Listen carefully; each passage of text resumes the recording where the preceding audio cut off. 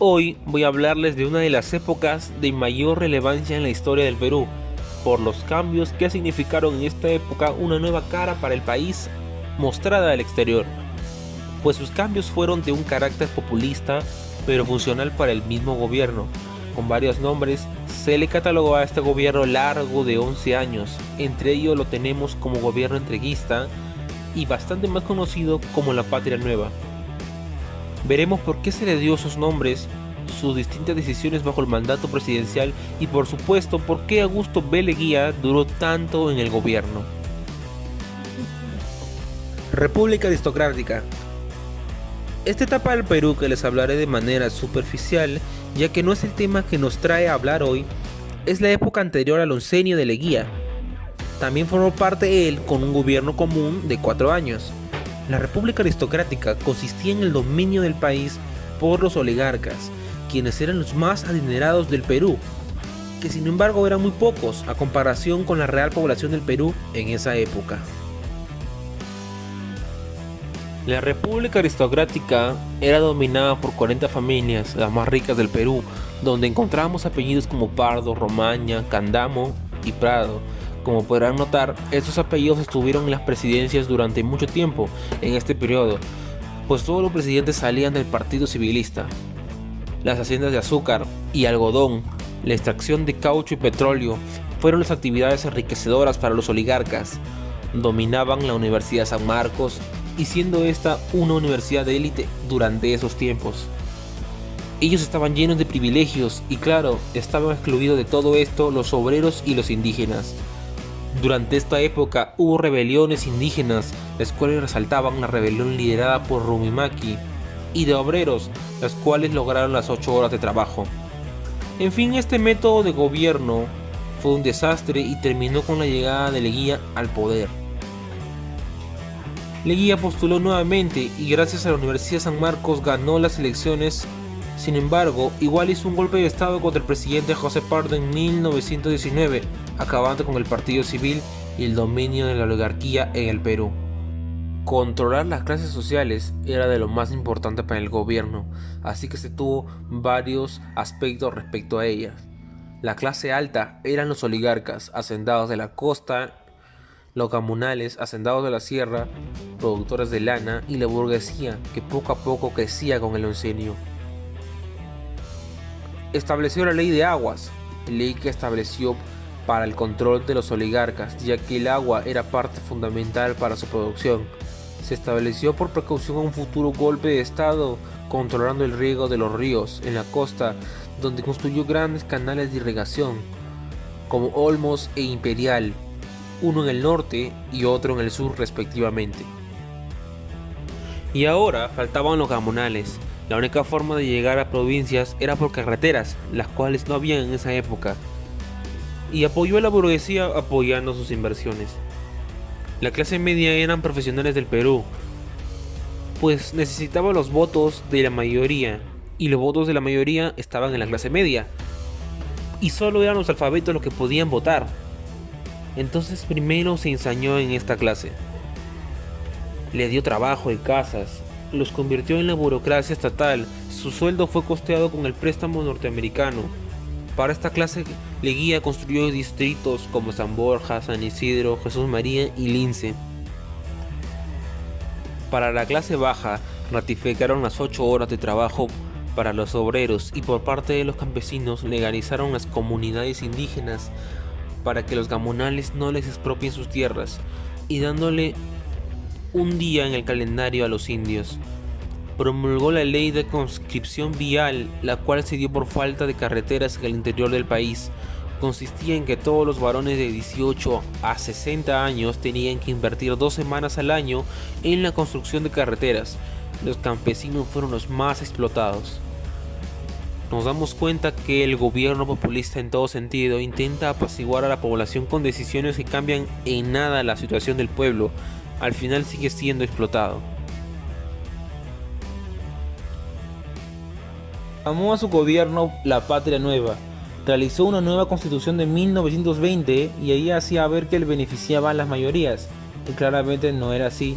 Los sectores populares empezaron partidos políticos como el APRA y el Partido Socialista, Víctor Raúl Haya de la Torre, fundador del APRA, que fue fundado en México, ya que él fue expulsado a México con excusa de una beca de estudios, y allá se topó con la Revolución Mexicana, lo cual provocó los cambios que quería hacer, como la reforma agraria, que consistía en darles propiedades a los campesinos y expropiarlas de los grandes hacendados.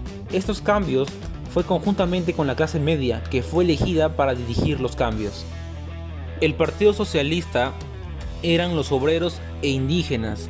Mariátegui nació en Moquegua, periodista él, trabajaba en el diario de La Razón. Él también recibió una beca para irse a Italia, y la aceptó, y adquirió aprendizaje de la corriente socialista. Su propuesta era realizar una revolución socialista. Fundó la CGTP, la Alianza de Sindicatos a favor de los obreros. Varias personas fueron expulsadas del Perú, como uno de los más grandes oligarcas, que fue José Pardo, que fue expulsado a Estados Unidos. Leguía, dentro de sus pensamientos más fuertes y que después plasmaría, sería que el Perú deja de ser un país agricultor y convertirse en una nación de corte capitalista, generando industria y fomentando el comercio y otras actividades. Pero para realizar aquella meta tenía que tener el sustento económico, y el Perú no se caracterizaba por acumular mucho dinero, así que tuvo que recurrir al capital extranjero. ¿Y a quién podía pedir dinero Leguía?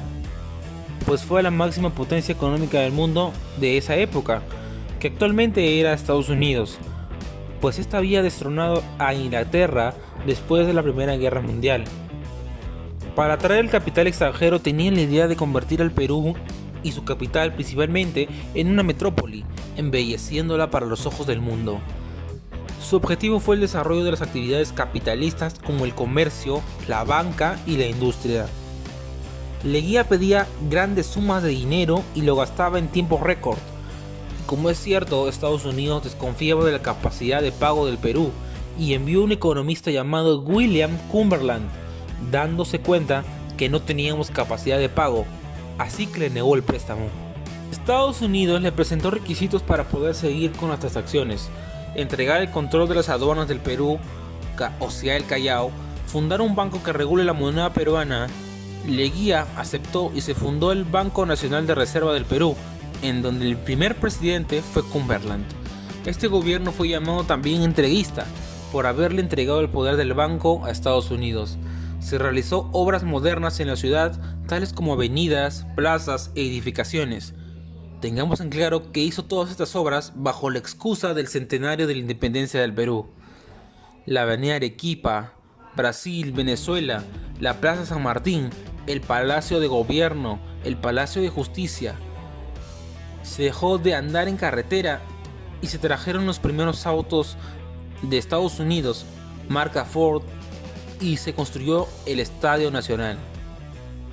En este periodo, algunas naciones extranjeras dieron algunos regalos al Perú por el centenario de la independencia, como Francia, que nos regaló la Estatua de la Libertad, que se sitúa actualmente en la Plaza Francia. Japón con la estatua de Manco Cápac, el Museo de Arte Italiano y el reloj del Parque Universitario. Leguía, con fuertes préstamos contraídos a los bancos norteamericanos para realizar obras públicas, poco a poco se endeudaba y la deuda llegó a los 150 millones de dólares en 1930. El oncenio estuvo plagado de grandes problemas limítrofes con países vecinos. Con el país de Colombia se firmó el Tratado Salomón Lozano, en el cual se decidió entregar el trapecio amazónico, y con Chile el Tratado de Lima o Radagamia Figueroa.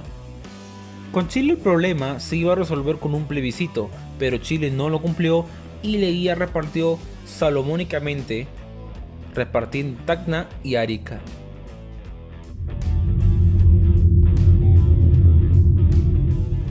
El oncenio de Leguía fue famoso en América porque era poderoso por el capital de Estados Unidos. La caída del oncenio se produjo rápidamente como consecuencia de la crisis mundial del capitalismo, especialmente el norteamericano, que se evidenció con la quiebra de la Bolsa de Valores de Nueva York el 24 de octubre de 1929, en el Jueves Negro o el Crack del 29. La caída de las acciones y la liquidación de importantes transnacionales arrastró a sucursales en Latinoamérica y claramente esto afectaba al Perú. Cesan las obras públicas y con eso los obreros desemplean y se forman protestas. La clase media también fue despedida y hubo más protestas. En el interior del Perú, las distintas actividades económicas del Perú fueron cesadas en producción porque ya no había exportación a Estados Unidos. Por la crisis y los grandes préstamos que recibió Leguía, el país quedaba en una deuda con un número exorbitante. La deuda llegó a 150 millones de dólares. Y mientras todo se iba a pique, los oligarcas planeaban el golpe de Estado. Arequipa fue la región en que se decidió preparar el golpe. Los oligarcas contaron con la ayuda de la dirección militar de Luis Miguel Sánchez Cerro, antiguo defensor del civilismo en Arequipa, que se disponía a dirigirse a Lima y capturar a Leguía. El 22 de agosto de 1930 se sublevó el comandante y apresó a Augusto Leguía. Leguía fue apresado y conducido a la prisión de San Lorenzo y luego a la clínica naval de Bellavista, y murió el 6 de febrero de 1932. Tenía 69 años, de los cuales 15 ocupó la presidencia. El comandante Luis Sánchez Cerro inicia la tercera etapa de militares en el Perú.